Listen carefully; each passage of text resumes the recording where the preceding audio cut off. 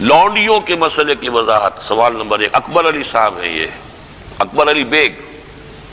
قرآن مجید سورۃ المومنون کی آیت نمبر 5-6 کا ترجمہ یہ ہے: جو اپنی شرمگاہوں کی حفاظت کرتے ہیں بجز اپنی بیویوں کے یا ان عورتوں کے جو ان کے قبضے میں ہیں، یعنی لونڈیاں، اس میں ان پر کچھ ملامت نہیں۔ یہاں پر کون سی لونڈیاں مراد ہیں؟ کیا ان کا رواج آج کل ہے؟ کسی لڑکی کو پیسے دے کر خرید کر لونڈی بنانا تو اسلام میں سخت منع ہے، از راہ کرم تفصیل سے وضاحت کیجیے۔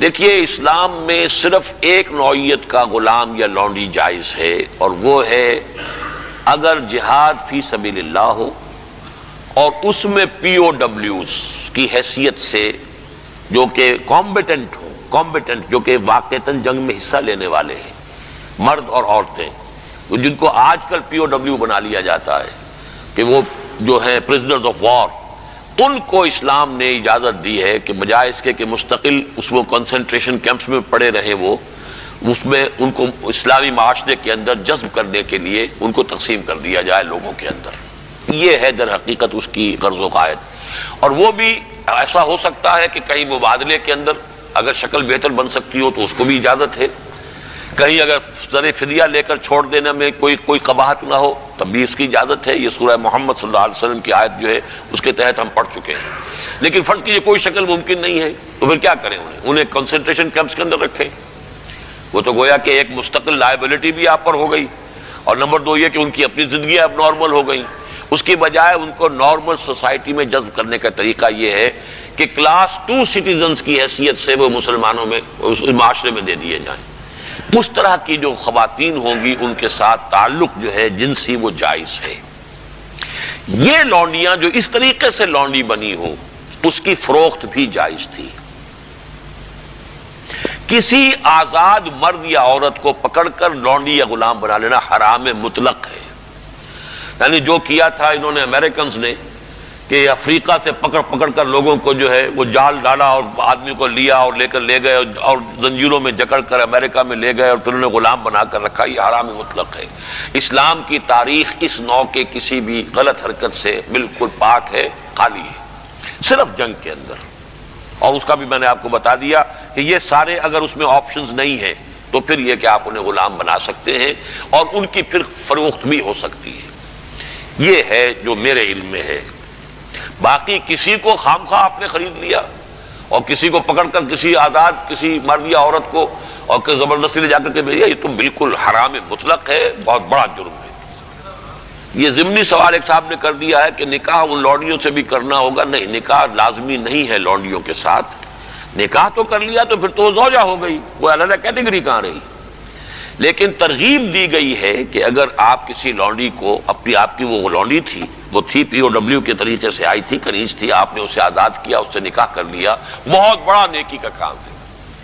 تو ایمینسیپیشن جو تھی غلاموں کی اور کنیزوں کی آزادی کے لیے راستہ اللہ تعالیٰ نے یہ پیدا کیا کہ بہت سے گناہ ایسے ہیں کہ جن کا کفارہ یہ رکھ دیا گیا، غلام آزاد کرو، غلام آزاد کرو، اور کسی طریقے سے اس کو بہت بڑا نیکی کا کام قرار دیا گیا۔ فک و رقبۃ، گردنوں کا چھڑا دینا، آزاد کر دینا، یہ بہت بڑی نیکی ہے۔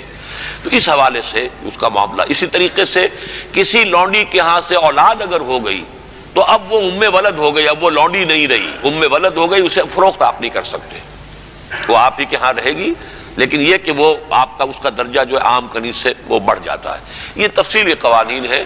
اصولی سوال جہاں تک تھا اس کے حد تک میں نے عرض کر دیا ہے کہ اسلام میں یہ راستہ اب بھی کھلا ہے، اور اس کی حکمت کیا ہے اس پر میں بھی بہت غور کرتا رہا، اس لیے کہ بظاہر تو عام خاص طور پر آج کل کے حالات میں یہ چیز جو ہے ذہن انسان کا اس کو قبول نہیں کرنے کو تیار ہوتا کہ اس طرح کا معاملہ بھی ہونا چاہیے۔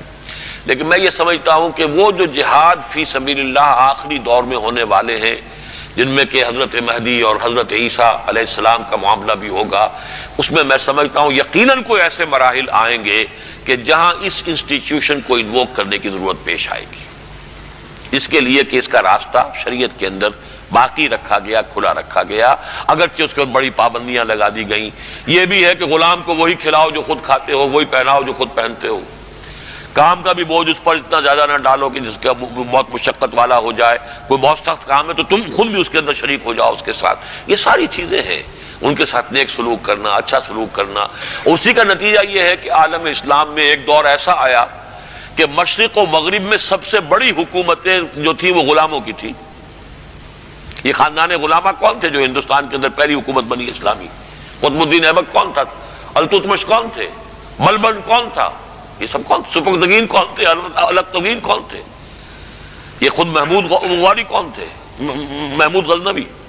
یہ سب کے سب غلام تھے. اسی طریقے سے ممالک کی حکومت مصر میں، ہندوستان میں خاندان غلامہ اور ممالک مملوک کی جمع ہے، مملوک غلام کو کہتے ہیں. تو ممالک کی حکومت مصر میں عالم اسلام کی دو عظیم ترین حکومتیں غلاموں کی تھیں، اس لیے کہ غلاموں کو وہ سٹیٹس دیا اسلام نے، اتنے اونچے اور ایسے ایسے غلام جو اتنے بڑے اساتذہ بن گئے کہ شہزادے ان کی جوتیاں سیدھی کرنے کو اپنے لیے فخر سمجھ رہے ہیں، اس لیے کہ عالم دین بن گئے، اتنا بڑا علم انہوں نے حاصل کر لیا کہ اب وہ جو شہزادے جو ہیں وہ ان کی خدمت کر رہے ہیں. تو اسلام نے اس کے لیے بڑا حکیمانہ انداز اختیار کیا ہے. ایک یہ کہ پہلے ان کو بڑے نیچرل انداز میں معاشرے کے اندر جذب کر دیا جائے، بجائے اس کے کہ اب نارملی وہ کنسنٹریشن کیمپ کے اندر پڑے ہوں اور سڑ رہے ہوں، وہاں پر ان کی زندگی نہ زندوں کی ہے نہ مردوں کی ہے. اس کی بجائے یہ شکل اختیار کر لی گئی، ان کے ساتھ حسن سلوک کی ترغیب دی گئی، ایمنسیپیشن کے راستے کھول دیے گئے. باقی اس انسٹیٹیوشن کو بالکل ختم اس لیے نہیں کیا گیا میرے نزدیک واللہ عالم کہ اس انسٹیٹیوشن کو انووک کرنے کی ضرورت پیش آئے گی آخری دور کی جنگوں میں، واللہ عالم.